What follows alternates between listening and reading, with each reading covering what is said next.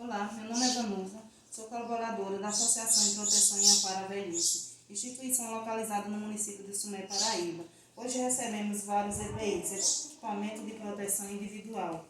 luvas, máscaras descartáveis, fase protetora e toucas descartáveis. Fruto da parceria entre a Associação de Proteção e Amparo à Velhice e o Ministério da Mulher, da Família e dos Direitos, que por meio da instituição do auxílio emergencial, as instituições de longa permanência, foi possível a transferência de recursos financeiros,